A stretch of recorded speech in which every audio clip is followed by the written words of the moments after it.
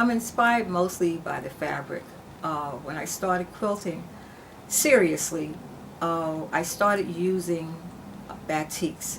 And one of the things I found out in batiks, I like following the pattern in quilting and following the stitching, kind of creating my own patterns. And then I began doing hand-dyed fabric. I started buying hand-dyed fabric until it got to be so expensive.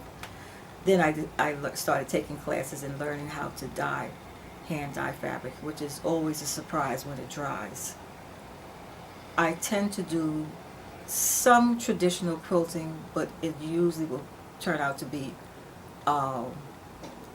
in some sort of art form. So don't look for squares and triangles and you might find circles, but I'm just not a traditional quilter. When I retired from teaching, I started taking quilting lessons and becoming a little bit more serious about it.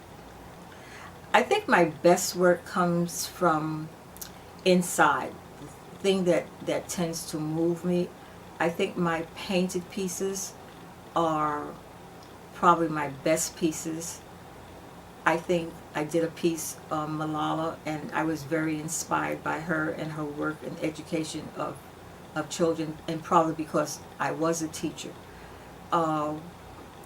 It kind of comes from my heart, and I think that's what shows up. One of my better pieces that I've done was for my very best friend, and it's very different from any piece that I've done, and I think it just shows the love that I have for her.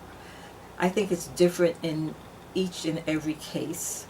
It's probably why I'm not drawn to set patterns of anything. So it's either from the internal, it's probably more organic than anything else.